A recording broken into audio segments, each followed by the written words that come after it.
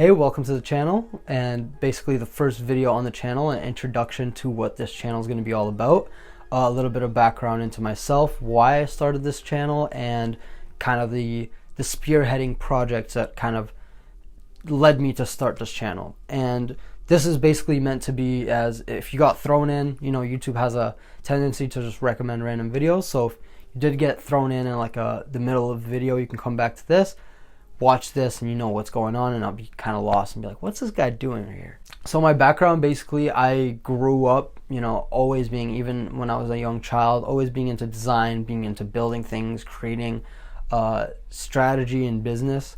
And I've even done YouTube videos before. I've made logos. I taught myself graphic design, so teaching myself programs and all these different skills around those different passions, basically. So I taught myself Photoshop, even the editing software that I'm using to edit these videos, I've taught myself as a kid. So it's almost like a review right now. So with that, I always realized that I had a passion for design, really being gravitating towards graphic design when I got into that. So when I was basically deciding what to get into college for and what to pursue a career in, I took that very seriously when I was deciding on what to do. And looking at my background, being into design, I even did a personality test, which is kind of silly, but it's funny because it has a career section where it recommends which careers you can get into, and it basically described me. It says you like to use software to create things, and careers you can get into, graphic design. And then I realized architecture, and even before I decided to get into my field, I realized that I kind of had I thought I would have a passion for architecture and design because I always was into building and creating things. So with all of that kind of combined, when I was deciding what to get into, I got into my program, which is called Architecture, Project, and Facility Management. So as you can tell, it's a very long name, and with that, it was a very unique learning experience because, like the name entails, when you're in architecture or maybe getting a project management certification, you're in architecture, you're just learning design, code, all of that, things related just to design. When you're doing project management, you're just learning project management principles. You're just looking specifically at project management, and maybe not even specifically construction project management, maybe just project management as a whole. So what was so unique with my program was that it kind of gave you a holistic view into the construction field. So we got a little bit of design experience, learning code, design principles, things like that, and then kind of progressed into project management side of things, risk management, quality control, and then further developing into like the facility management and property management aspect of things. So it kind of provided you, which is very unique for our field, because I feel like it's very known for people to be, an architect just has an architect mindset.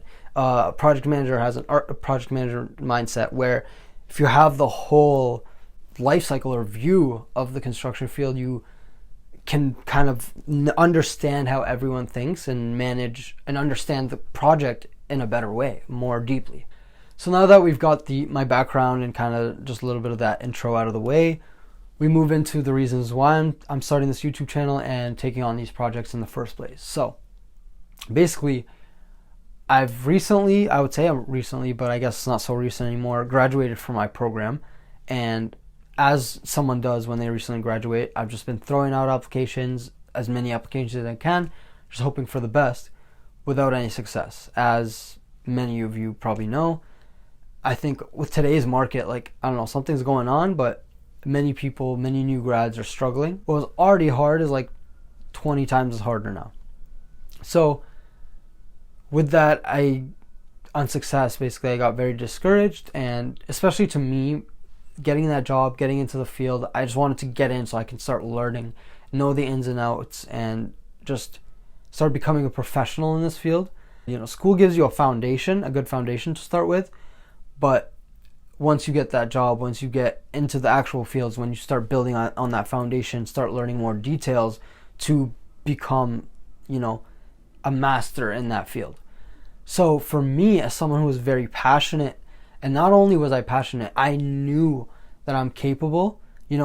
I know you throw me in the fire, throw me in any position, I'm confident I can figure it out. I got very discouraged with that unsuccess. But then I realized, as I was sitting there discouraged and, almost losing passion. Now, I wouldn't say losing passion, but like almost didn't want to think about the field in a way because of that discouragement. I realized that I was waiting for someone else to give me that opportunity and throw me in the fire so I can learn and develop myself. But, that's something that's out of my control. I'm just waiting, hoping for someone to give me that opportunity. I can't control anything about that, but throw out as many resumes as possible and hope it goes through the ATS system and someone sees it and sees, oh, this guy's got something. This guy's got potential. So that was out of my control, and I felt like I was just sitting here waiting for that. But then I realized, I snapped, and I basically realized I gotta throw myself in the fire. I gotta teach myself. I gotta take responsibility for myself and teach myself these skills. I can't be sitting here waiting this whole time. I gotta take responsibility and take action for my own learning. I've been able to teach myself many skills before, like I said, graphic design, different software, and even hands-on stuff like doing work on my car, gardening, things like that. And I was able to teach myself. And with that, I have the internet, and now AI is coming out. So with all these resources and me being able to teach myself before, there was no excuse for me not to take responsibility and action and teach myself and develop myself now. Some of you may ask, why YouTube? Why are you doing YouTube videos about this? Why are you documenting this? Well, basically is one of the reasons is documenting this. I want to document my learning process, how I teach myself, even just for me to look back on in the future if I ever need to. Another reason is, I think the most important reason for me is that I realized not only can I grow my skills related to my field, I can grow different skills doing YouTube videos like communication and presenting myself. And I realized, it's a lot harder than people think to sit down and talk to a camera. It feels weird. And it took me like probably a couple of takes for me to feel more natural. As I hope this is natural, but it's difficult. So I was hoping to also develop more skills doing this YouTube channel and documenting this process. Hopefully now that I've got you built up and hopefully excited to hear about all these projects, you're just like, what is this guy doing? What is projects this guy keeps talking about? We're getting into it. So here are the projects. There's going to be 2 separate projects. Obviously, they're going to be around my field as I introduced my field. But one of them, I won't get into too much detail in this video because it has its own introduction video if you want to go check it out. But it's basically going to be creating a replica of the Kitchener-Waterloo basically into one of the most realistic city simulation games, which is called City Skyline. The main project that I'm going to be introducing in this video is what I'm going to be calling, hypothetical projects. And what this is basically we're taking a development project throughout all its life cycles. So starting off with, a developer looking for land to develop on, all the way to getting that property built, getting tenants in, and worrying about the maintenance of that property. So the goal is to replicate as much of a real life project as possible. Like, we're going to be pretending we're getting this project done and built. So we're going to try, with limitations, obviously, since I'm new, this is going to be my first project ever taken on. I'm not going to obviously get everything perfect. But we're going to be trying to replicate as real life of a project as possible, and, with budgets, things like that. And the cool thing is that I'm going to try a cool concept where we're going through the roles, the responsibilities, goals, and priorities of each stakeholder, each person that kind of is typically involved in a project like this. So we're going to be going through, we're doing the developer and development coordinator kind of job, finding land, doing the studies, feasibility studies, financing, all the things that are involved with the developers kind of aspect of things. And then, once that's all done, we move into the architectural side and design. So building things to code, priorities of the designer. And I'm thinking of a cool aspect of, as we move through, we highlight, okay, this is the goal, this is how they make money, this is their priorities, like kind of like that. And then after architecture, we move into the project management, construction management, and the contractor getting the project actually built, and the things that entail that, like estimation, schedules, things of that nature. And then finally the facility management and property management things. So we're going to be taking that project and we're going to be doing everything that's involved at each stages, and I'm going to be doing it myself. So that's basically what these projects, the basis of these projects, and the main concept, the main methodology of this project is that we're kind of learning as we go. We're tackling, we're researching. So not only are you learning about this field, but you're learning almost how to learn, and we're learning how to research complex topics and teach ourselves complex topics, and how do I research at each stage.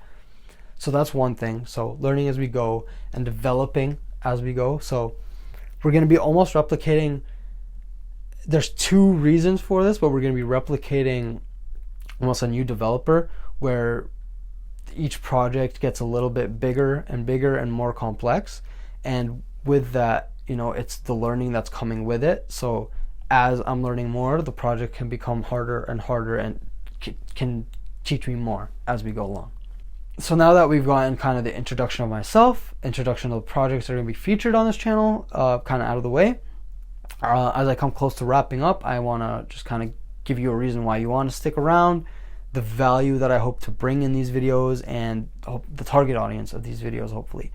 So one of those target audiences and people I hope to bring value for are professionals in the field that maybe want to take a glimpse and see how the other stakeholder they're working with sees, or what they have to do, and maybe why they're harassing you to do things certain ways because of the way they think. This is going to be kind of a cool opportunity to do that, since I'm going to be going through each role basically and highlighting their responsibility, their goals, what they have to do to get a project done. So in a way that could be helpful, understanding more of the other side of things for someone that's in the field. Another person that can find value in it is someone like me who is maybe who was thinking about getting into this field before, looking to learn and teach themselves the intricacies of this field. Like if I were myself and found my YouTube videos when I was younger, these would have been amazing. Like that's what I hope to make them be. It's like they're very helpful for someone trying to get into this field. And then finally, for someone maybe not in the field, just trying to learn how to learn, like I said, it's going to be teaching my learning process as well, documenting my learning process. So if you want to see maybe how you want to learn a complex skill, how to teach yourself a complex skill in your field or related to a different field, you can kind of look at these videos and see how I'm doing it for myself and then replicate it for yourself. So now that that's all out of the way, I hope that gave you a good introduction, good view of what to expect from the channel. As I come to wrap this video up, I kind of wanted to give you a heads up of what we're going to be tackling on our first episode of this project, and we'll be starting on, if you wanted to stick around. And that will be, so our first episode is going to be introducing land acquisition, land purchase, and how do we look for land. So next episode, obviously we're probably not going to go through everything related to land acquisition, but we're going to be introducing the topic and the things that we're going to be looking into as we look for land and property to develop. So I hope you subscribe. I hope you find value in these videos, and I hope to see you sticking around, and I hope to see you on the next one.